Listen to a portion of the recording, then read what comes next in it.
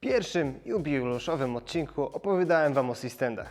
Temat ten nie został wyczerpany, więc spodziewajcie się, że jeszcze z 2 razy do niego wrócę. Kiedy jednak mówimy o statywach, Systendy są tak naprawdę czubkiem góry lodowej. I Systendy powinny być wykorzystywane głównie do utrzymania flagi RAM, ale wraz z pojawieniem się lekkich, oczywiście w stosunku do swojej mocy lamp LEDowych, zaczęły być wykorzystywane także jako statywy oświetleniowe.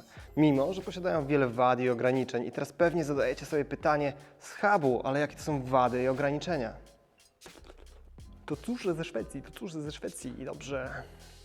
Zacznijmy od tego, że Systendy nie są przesadnie wysokimi statywami, więc jeżeli będziecie chcieli umieścić lampę 4 czy 5 metrów nad ziemią, to możecie po prostu o tym zapomnieć. Możecie oczywiście na taki statyw założyć fajkę gaferską albo booma i postawić je na sztorc, ale takie sztuczne wydłużanie statywu tak naprawdę tylko obnaży jeszcze bardziej problemy, jakie są z tym statywem. Pozwólcie, że coś Wam zademonstruję. Wysunę statyw z lampą na górę. Mam tutaj Aperture'a 600D, jest to średnio ciężka lampa. I kiedy będzie na samej górze, zacznę uderzać palcami prawej dłoni i ważne, żeby to były palce prawej dłoni. Zacznę uderzać w kolumnę centralną. I kiedy zacznę wykonywać ruchy, które powiedzmy mogłyby symulować podmuch wiatru, zobaczcie, jak lampa na górze wpadła w ruch wahadłowy.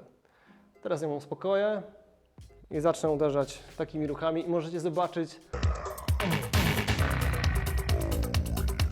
że kolumna centralna wpada w ruch galaretykowaty. I dzieje się tak dlatego, że kolumna centralna ma tylko jeden punkt styku z nogami i do tego znajduje się on na samym dole. W statywie klasycznym są 2 takie punkty, przez co ten najniższy segment jest lepiej podpierany i cała ta konstrukcja jest bardziej sztywna. Dodatkowo nogi w Systendach są wąsko rozstawione, więc fundament tego statywu nie zapewnia zbyt dużej stabilności.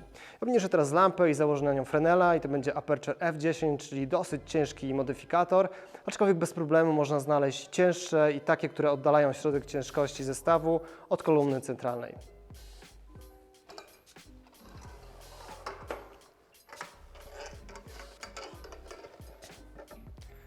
Zarzucę też worek z piaskiem i tak, żeby było zgodnie ze sztuką, ciężar lampy będzie nad długą nogą.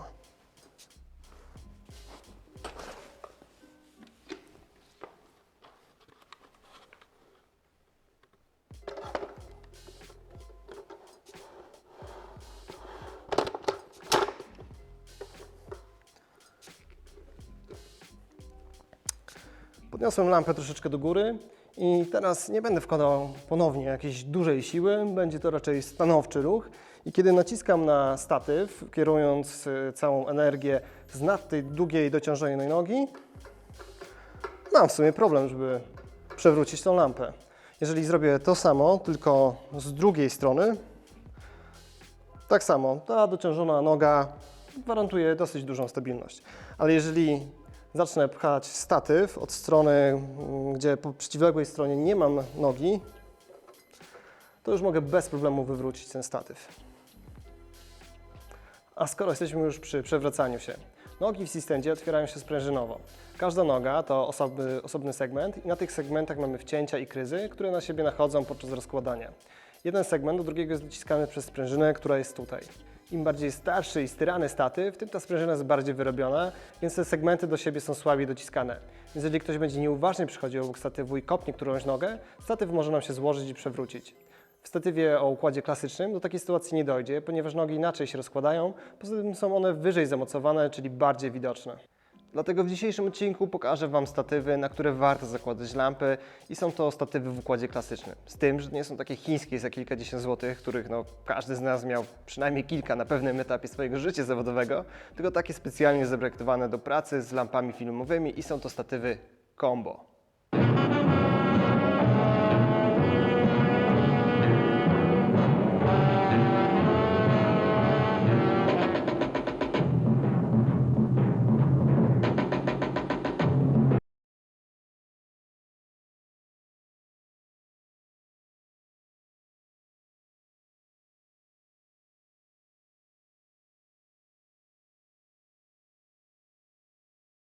Statywy combo zawdzięczają swoją nazwę dzięki oto tej głowicy, która jest kombinacją Junior adaptera oraz Baby Pin adaptera, którym chowany jest baby pin. Także możemy zamocować tutaj kupę różnego rodzaju sprzętu. I przyjrzyjmy się anatomii statywu, zaczynając z góry, czyli od głowicy combo. Mamy tutaj Junior adapter. Cieńsze i mocniejsze lampy LEDowe, ale także wszystkie lampy chemii mają liry z 28 mm czepieniu Junior. I abstrahując już od tego, że w pewnych lampach nie ma możliwości zamocowania ich na baby pinie, to z racji swojego rozmiaru samo takie mocowanie jest solidniejsze i powierzchnia styku liry z gniazdem jest duża, przez co lampa ustawiona pod kątem na bumie nie zacznie nam się obracać, co w przypadku mocowania na baby pinie skończyłoby się pewnie zerwaniem materiału i obróceniem się lampy do dołu. Szczególnie wtedy, kiedy na lampie mielibyśmy założony ciężki modyfikator. Poza tym istnieje duża ilość modyfikatorów światła, które mają też mocowanie Junior, takie jak ten na przykład nielekki softbox paraboliczny albo projektor Gobo. No i duże boomy, takie jak ten Avenger D650, możemy zamocować tylko do Junior adaptera. Do baby pin adaptera nie będziemy oczywiście wsadzali baby pina, ponieważ ten jest wbudowany w głowicę, ale możemy na przykład założyć do niego kardę linii i mając takie dwa zestawy statywów z kardy linii, możemy tutaj zamocować sobie T-bara. Możemy też zamocować tutaj gaffer clampa, ale poza wykorzystaniem go teraz w ten sposób jeszcze nie zdarzyło mi się wykorzystać takiej combo. Jeżeli chodzi o wbudowany baby pin, to tutaj mamy różne rozwiązania u różnych producentów. Na przykład w Avengerach z nogami o kwadratowym profilu, czyli tych solidniejszych, mamy tutaj dużego stalowego baby pina, którego podnosimy do góry po odkręceniu śruby i tą samą śrubą zakręcamy go w pozycji wysuniętej. W statywach combo z nogami o okrągłym profilu baby pin jest wykonany z mosiądzu, ale jest on krótki i bardziej przypomina ten zastosowany w zwykłych statywach.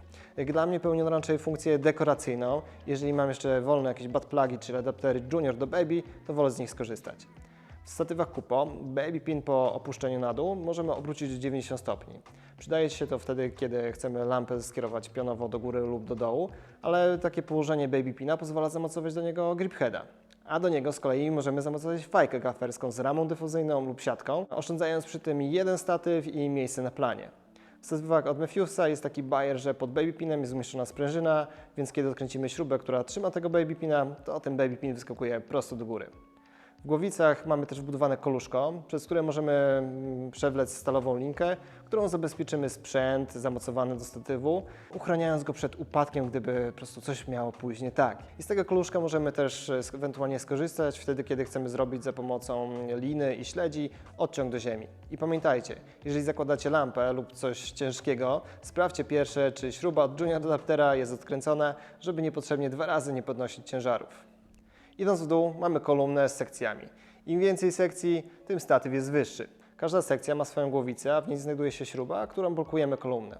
Oczywiście śruba nie wkręca się bezpośrednio w kolumnę, tylko pomiędzy tymi dwoma elementami jest hamulec, który mając powierzchnię dużo większą niż czubek śruby, pewnie blokuje kolumnę bez jej uszkadzenia.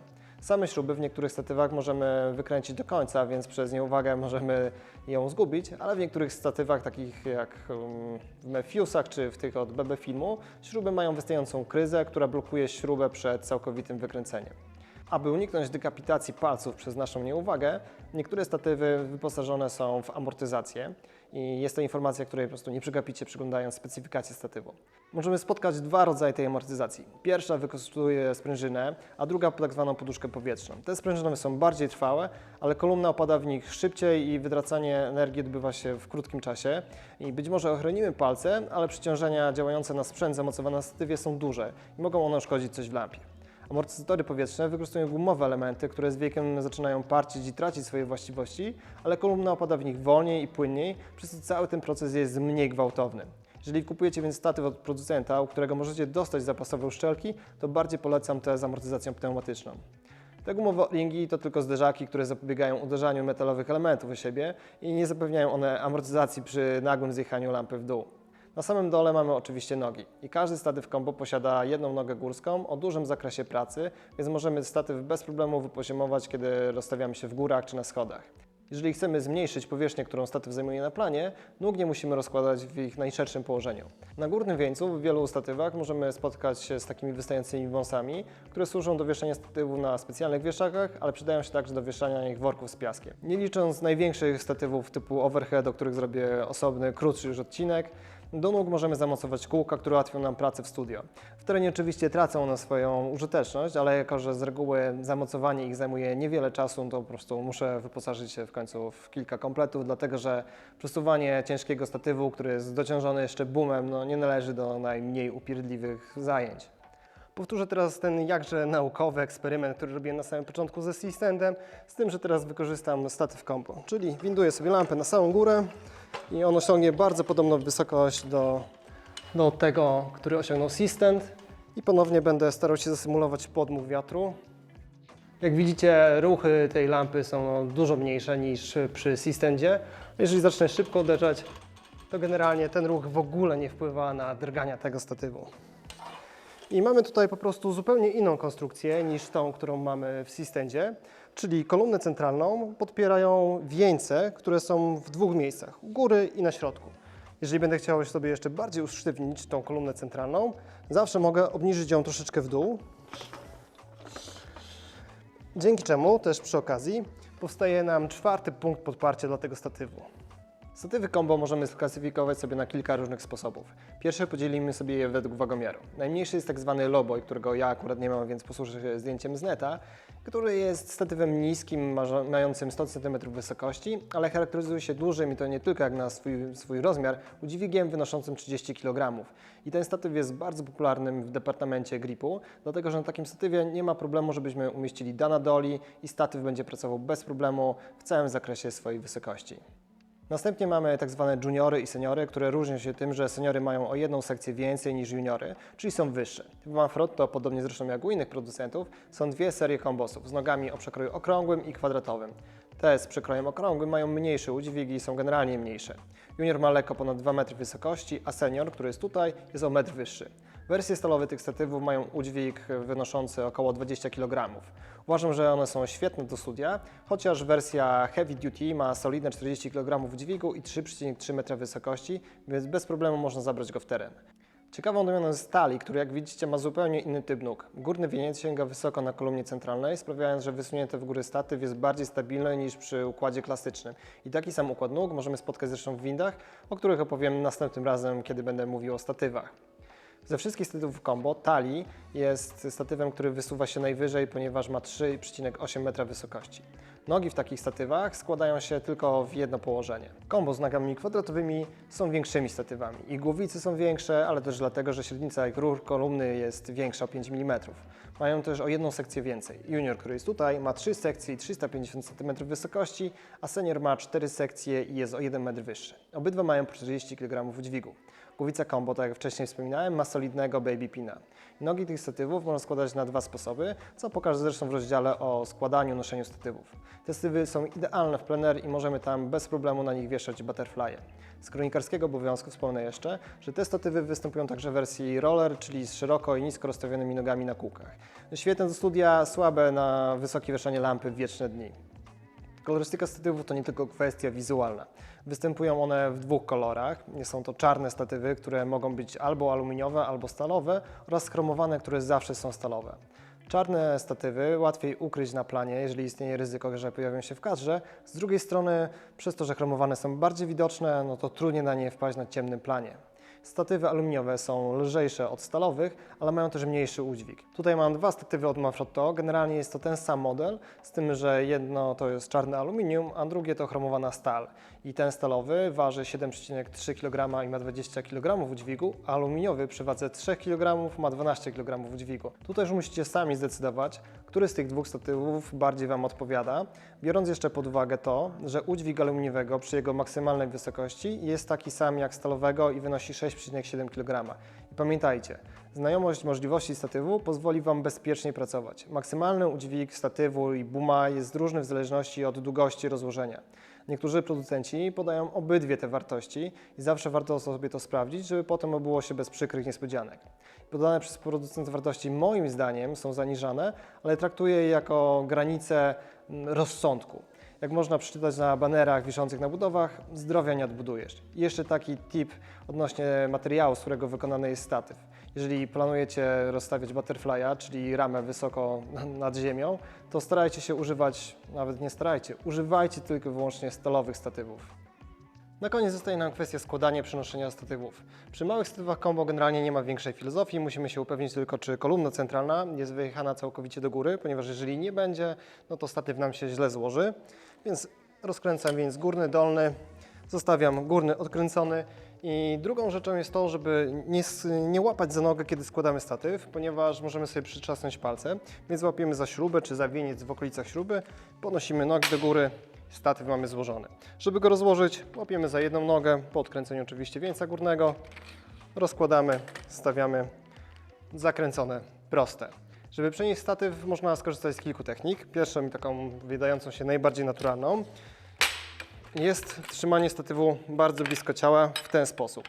I kiedy trzymamy go blisko swojego ciała, nie nadwyrężamy swojego kręgosłupa, co jest w moim wieku dosyć oczywiste. I możemy z tym statywem sobie normalnie przechodzić, aczkolwiek ja z tej metody korzystam tylko w dwóch przypadkach. Po pierwsze, wtedy, kiedy przynoszę ciężkie statywy i to tylko pod warunkiem, że idę po równym terenie i wiem, że nie spotkam żadnej przeszkody, o którą się będę mógł potknąć, ponieważ kiedy się potknę, moja twarz przy ziemi spotka się z metalowym ustrojstwem. Drugą metodą jest trzymanie za nogę i łapiemy sobie mniej więcej w środku ciężkości tego statywu i możemy normalnie przechodzić. Przy małym statywie combo możemy wyciągnąć rękę do przodu, złapać klamkę i statyw nam w tym nie przeszkadza. I tutaj musimy pamiętać o tym, żeby nigdy nie łapać za kolumnę centralną, dlatego że wkładamy palce między dwa stalowe pręty. Jeżeli ktoś nas uderzy albo my o coś zahaczymy, no to te palce zostaną przygniecione. Tak naprawdę ten statyw jednak jest statywem lekkim, więc ja często przenoszę go w ten sposób. I kiedy się obracam, nie macham tym statywem jak cepem dookoła, tylko on jest blisko mojego ciała. Poza tym mam bardzo szeroki zakres pracy swojej ręki, więc mogę otworzyć klamkę, przejść przez drzwi, nawet jeżeli ktoś w nich stoi. A jeżeli się przewrócę, nie ma problemu, żebym puścił statyw. On spadnie na ziemię z niewielkiej wysokości, a ja będę miał obydwie dłonie wolne, żeby zamortyzować upadek na swoją twarz. Inaczej ma się kwestia z ciężkimi statywami combo. Dlatego, że są większe i cięższe, musimy włożyć troszeczkę więcej energii i techniki, żeby je złożyć. I tutaj mam bardzo gładką podłogę betonową i raczej nie jest ona bardzo popularna w innych lokalizacjach, więc jeżeli odkręcę teraz tą śrubę, statyw naturalnie nam opadnie w dół. I mógłbym oczywiście siłować się z tym statywem i podnosić go do góry, tak jak w technice z tym mniejszym statywem combo, ale jest to trochę ciężkie. I to i tak jest dosyć mały i lekki statyw combo. Przy większym statywie będzie troszeczkę więcej z tym problemu. Kiedy już mam złożony ten statyw, jeszcze w sumie jeszcze składania Wam nie pokazałem, ale skoro już jest złożony, mogę Wam pokazać rozkładanie. I stawiam sobie wtedy statyw na jednej nodze, pozostałe dwie są w powietrzu, rozchylam te nogi i kiedy statyw jest częściowo rozłożony, podnoszę go do góry za kolumnę centralną i zakręcam.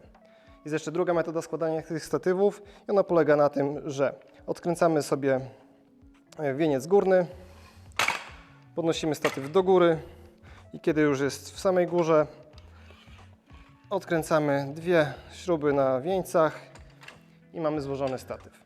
W tej pierwszej metodzie rozkładanie statywów przynajmniej dla mnie jest łatwiejsze, bo tutaj, żeby go rozłożyć, muszę całą kolumnę centralną podnieść do góry, zakręcam sobie wieniec dolny, rozchylam sobie troszeczkę nogi i korzystam z pomocy swoich stóp.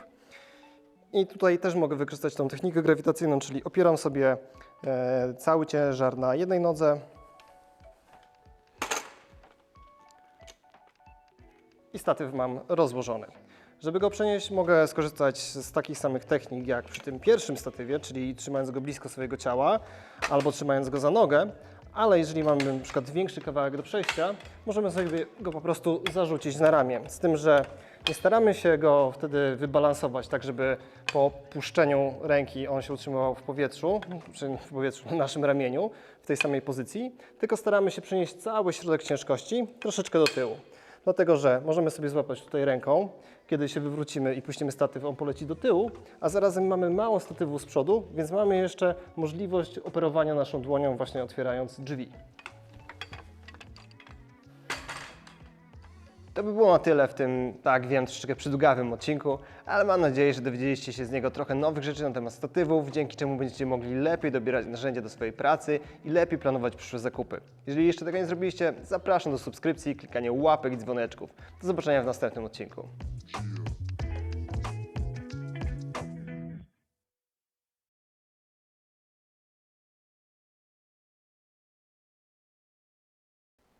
Nieplanowana scena po napisach. W montażu się kapnąłem, że nie pokazałem Wam pierwszej z dwóch metod składania statywu. I ta pierwsza metoda polega na tym, że wykorzystujemy sobie siłę grawitacji, czyli opieramy sobie stopę o nogę, która jest przeciwległa do tej śruby, łapiemy sobie lewą ręką kolumnę centralną, odkręcamy śrubę i przyciągamy kolumnę centralną do siebie. Statyw jest złożony. Dobra, to już naprawdę tyle.